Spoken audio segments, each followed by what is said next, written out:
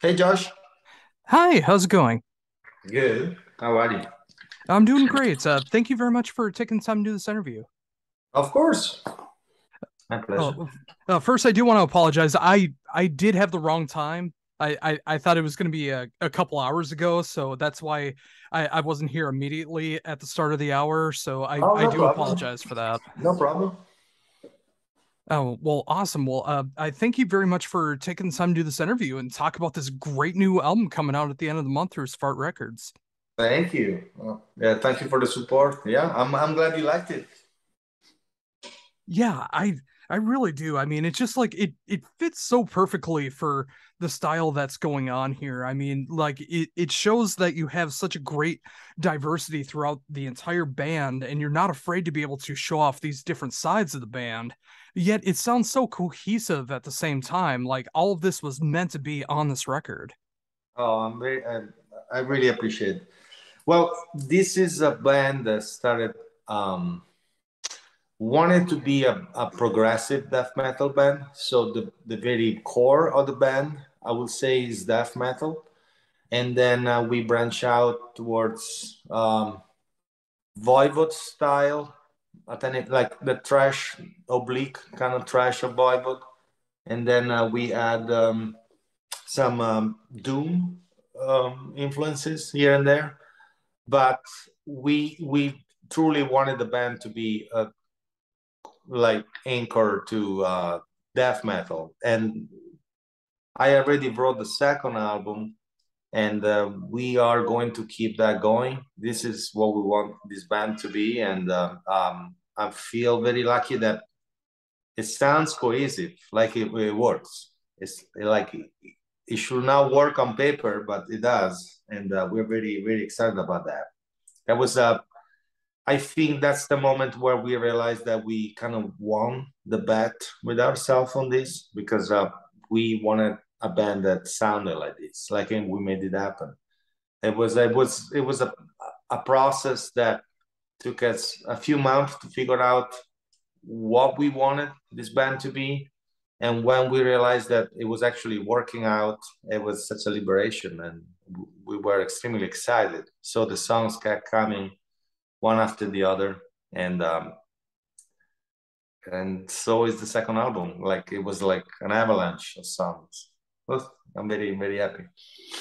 Oh, and it's so great to hear that too. And it's so important when you're able to find the right people to be able to have that shared vision and being able to bring in their influences. And when you have everything together, being able to find that right direction that you're going in. So whenever you hit that right song or songs or riffs or whatever happens, when you have that chemistry and you're able to start moving things forward in the right direction, that's got to be a great feeling. Yeah, yeah. Um, it's also, this band is probably one of the first experiment I do where I'm not taking care of everything, which was a lot to handle in the past. This is not my first band, but I generally speaking become more often than not the person in charge of pretty much a lot. And for this band, I wanted the drummer to be the drummer, the bass player to be the bass player, and I wanted the singer to write his own lyrics and sing. Um, so I this was extremely liberating for me, and the band got so much better because of that. So in the past, I used to write all the lyrics for all my projects, and this time I did a step back, and now I can like I've been working with this singer Luciano Lorusso George since 2002. We were together in Eiffel Duet before, and I was writing everything. So I remember him sometime asking me about what did I want a specific song to sound like.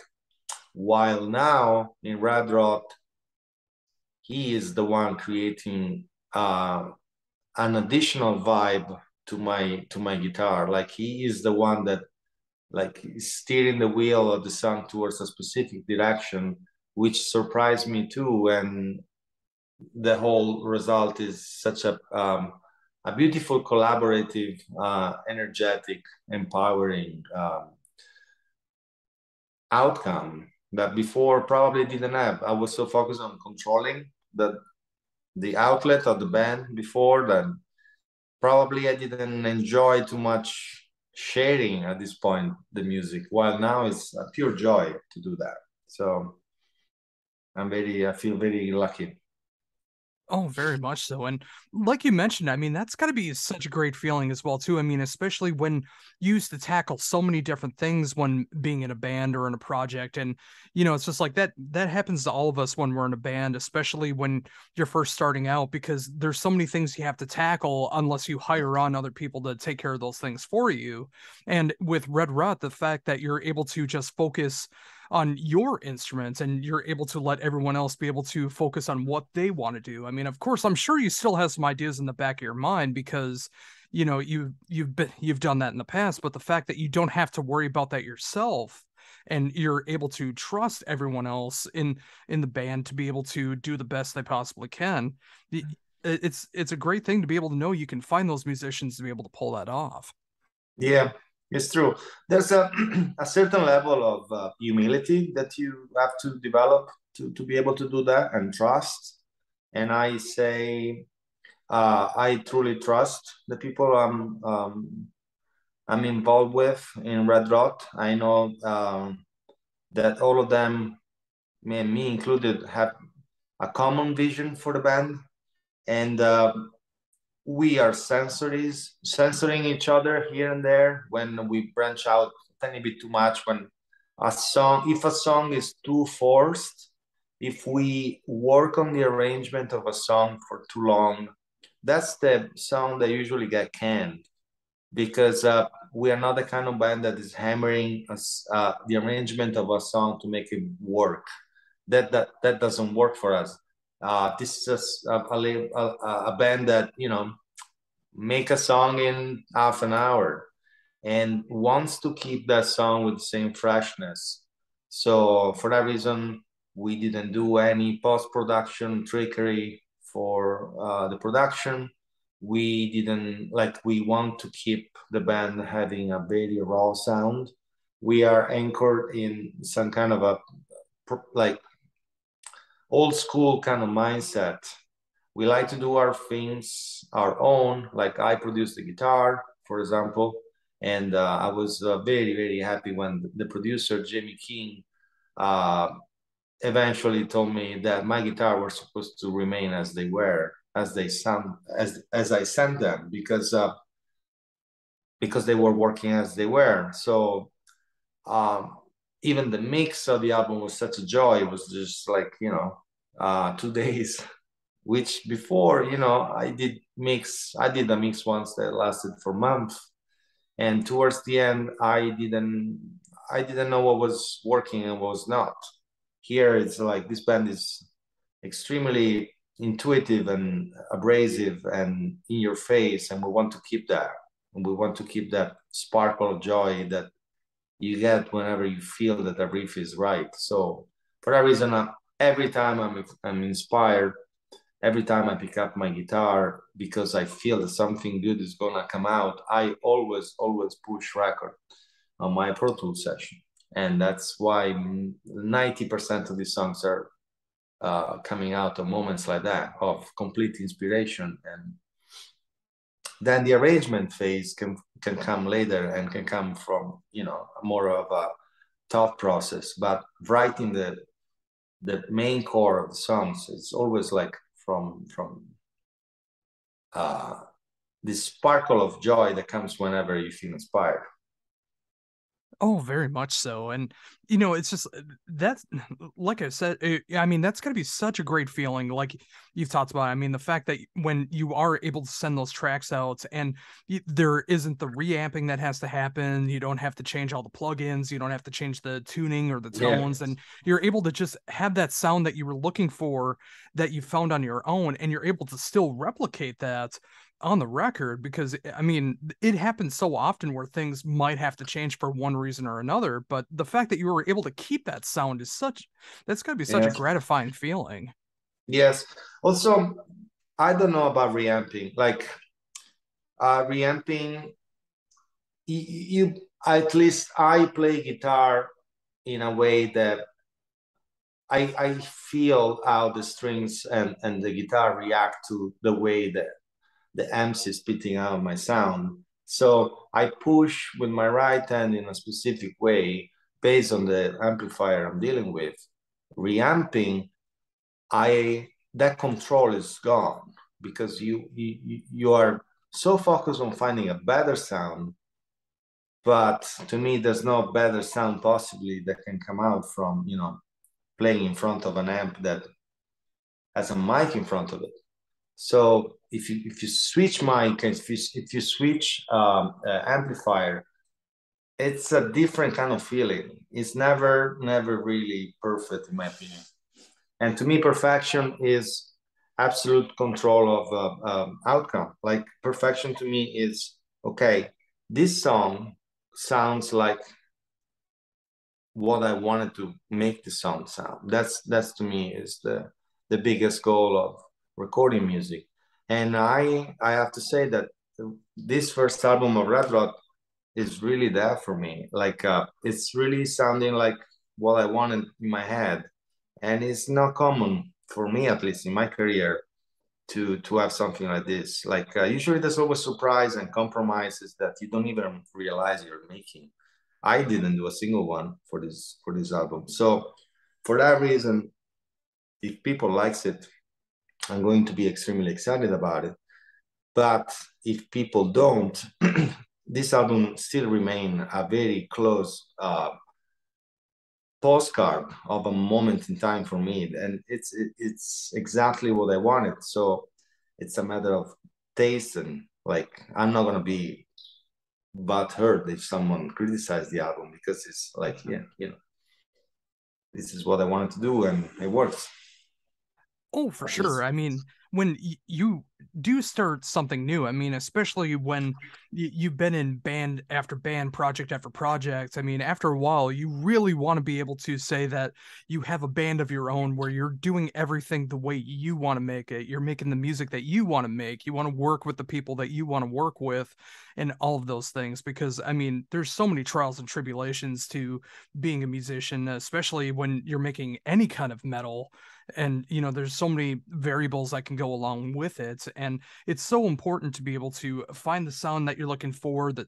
tones that you're looking for, the people that you want to be able to work with. And yeah, just like you mentioned yourself, I mean, the fact that you can go back, listen to the album, and enjoy everything that's Yeah. going on is such a great thing. And I can say from the fan perspective, I love the tones that you're getting out of the guitar. I love the Okay. tones everybody's getting out of it. I mean, you're working with such a fantastic producer to make sure that everything is gonna keep that sound together. And when I hear this final product and I'm able to re-listen and re-listen to it, the more I'm able to dissect it, the more that I truly start to appreciate everything going on. Yeah, it's interesting because Jimmy King as a producer usually is a much more meticulous kind of mindset to deal with. Is the kind of, I will now say that Jimmy King is the kind of producer that makes particularly raw music, but fuck, Mal de Vivre, our debut is really raw, and it doesn't even sound like something of a project of his.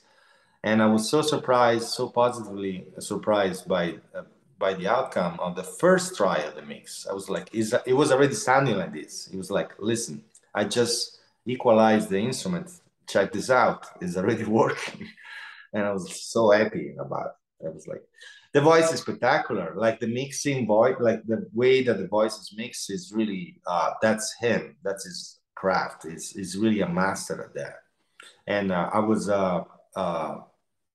of course, positively surprised by that, but at the same time, kind of expected him to be able to nail the voice as much as he did.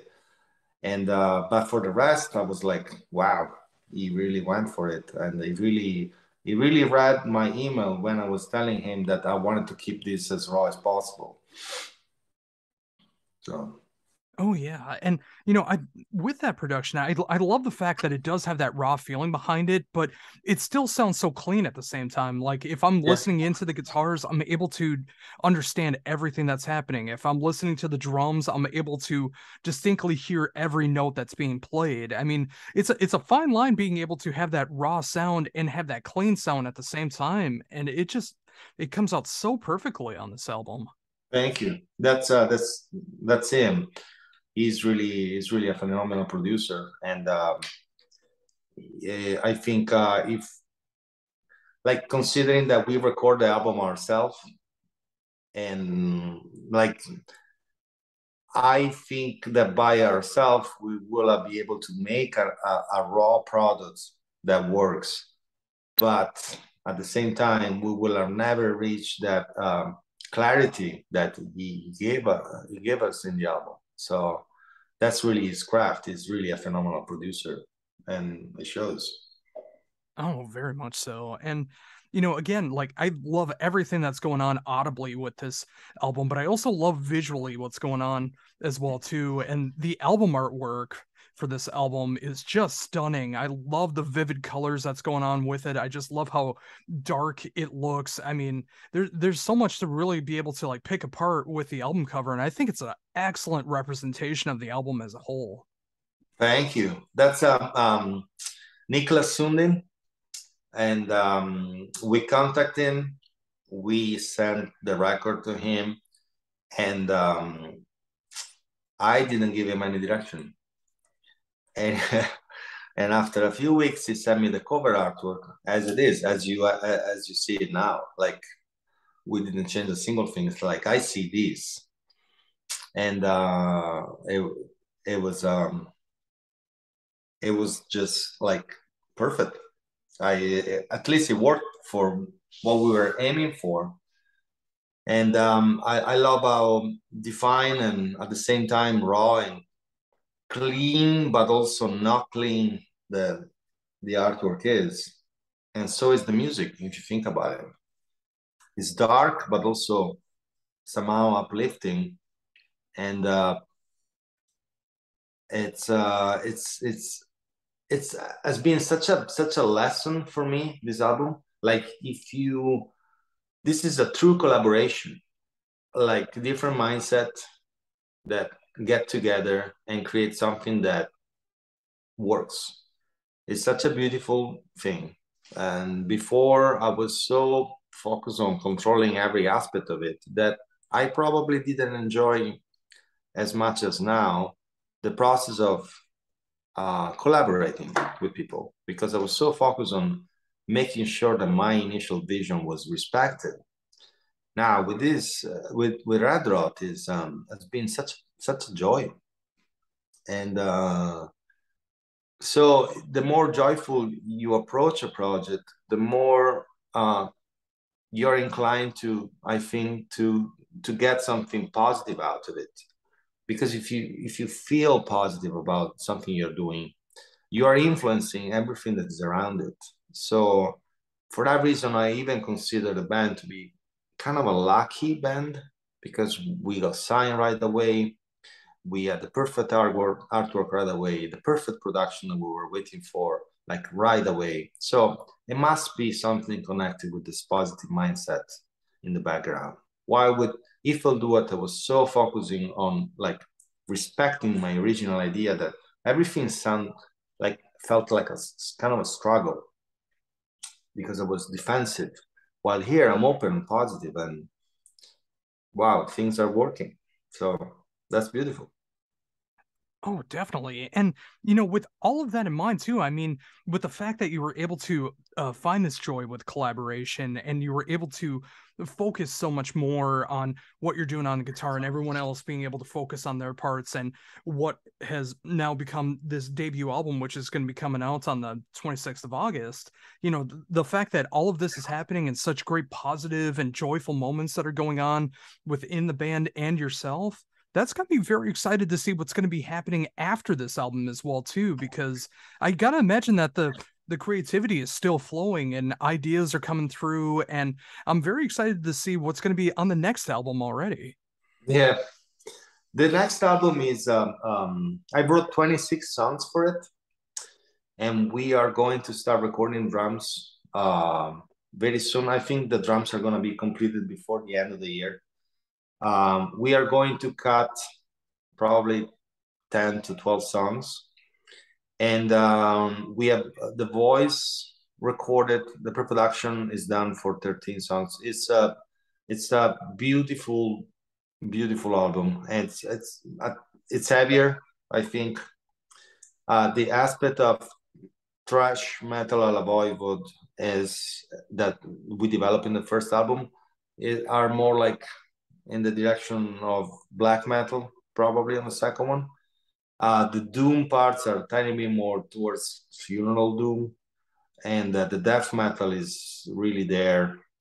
And it's a beautiful album. I'm excited. It's a step up from the first. It's still the same band. Like we're not going to try uh, to go the same route of If Will Do It, where every album was different. This is a band that is rooted in death metal, and we are happy there.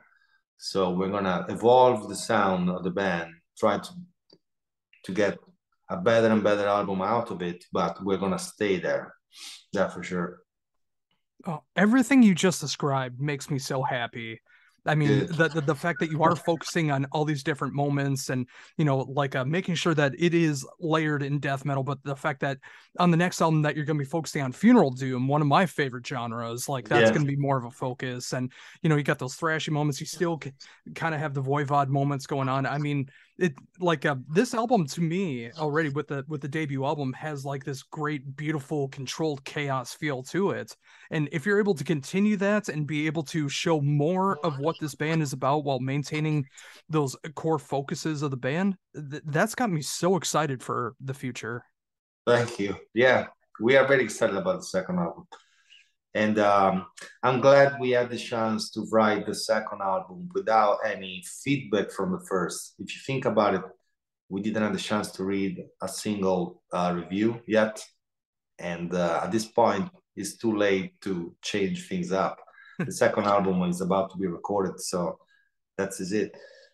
I guess we're gonna have the chance to read comments about the band and concern about the future for the third album, but for now we're free from any sort of influence, and it's a very lucky place to be because even if you try to protect yourself from reading reviews or hearing comments, eventually they're gonna get under your skin. And this first and the second album of this band has been done as they were like demo tape that no one knew about. So that's a very lucky place to be, I think. Oh, very much so. And even with myself, like loving everything that's going on and loving everything that you're describing for the next album. I mean, I'm always of the mind that the artist needs to make the music that's going to make them happy. And if the fan base is going to be there, they'll stick around. Otherwise, there's other bands to be able to check out. And Yeah. even if something changes with the third album, you know, it's like you might be able to bring in other people who will enjoy the music and be able to check out the past material. But, you know, it's just like, again, like, when especially when you hit that moment where you realize that you just got to make the music that you want to make and work with the people that you want to work with, that can be one of the most satisfying moments. And like you mentioned, the fact that you worked on both of these albums, you were able to write both of these albums without any positive or negative feedback, just making what you want to make. That's a great way to be able to approach art. Yeah, I even feel that positive feedback can be um, as like positive and negative are to me the same, like they are feedback, and any sort of feedback somehow in a perfect world should be removed completely from the work of creating. So I tend to be more focused and interested in reading negative things about myself and the band because I guess they give me the chance to reconsider a few things and look at my work from an outsider point of view, which is always fascinating. But I consider positive reinforcement to be not particularly important for gratifying the process of writing. So it's just an ego boost, but I don't care for that much. So yeah, it's a lucky place to be right now. So we are celebrating that. Oh, for sure. And I completely understand that, especially when it comes to creativity and being able to hear things from all spectrums. But, regardless of all of that, I can just say, at least for myself, I love what's going on with this album. I'm very excited to see where the band's going to be going in the future, with the next album and whatever happens with the third album when you start to hear more of the reviews and everything that comes along with that. And, with all of that in mind, I mean, I've been thoroughly enjoying this conversation and just being able to hear your thoughts, like what went into Red Rod, how this all came together, and just being able to work on a vision that has created an album that I thoroughly enjoy. And I'm very happy to be able to help promote it and talk about it. And I can't wait to be able to do more of that when the album comes out. Thank you so much. I really appreciate your support. That means a lot. Oh, absolutely. So, with that in mind, I mean, again, I thank you very much for taking the time to do this. It's been great to be able to go back and forth like this and have a great, real conversation. But before we go, is there anything else you'd like to mention that I hadn't brought up yet? We release 3 videos for the album so far. Two full vid. One is from Niklas Sunni, is by Niklas Sunni for the song Ashes. The second one is a video done for Dysmorphia, featuring a phenomenal actor that I'm very happy to call friend, Satya Schulberg.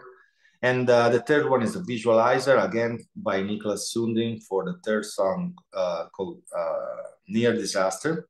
We are planning to do another video because we are having a lot of fun, and I think it's cool. It's visual, and this kind of music work very well together in our opinion. So we're gonna do fourth one. We are working to bring the band live before the end of the year, and our singer lives in Europe, so we are trying to organizing things with a solid booking agency. So this is not a band that can play weekend shows here and there, but we're excited to bring this band live as soon as possible. The album is coming out in um, red vinyl, black vinyl, and CD, digipack CDs. And we are working on new merch. The first T-shirt was done by Niklas Sundin, and we have other two prepared by him.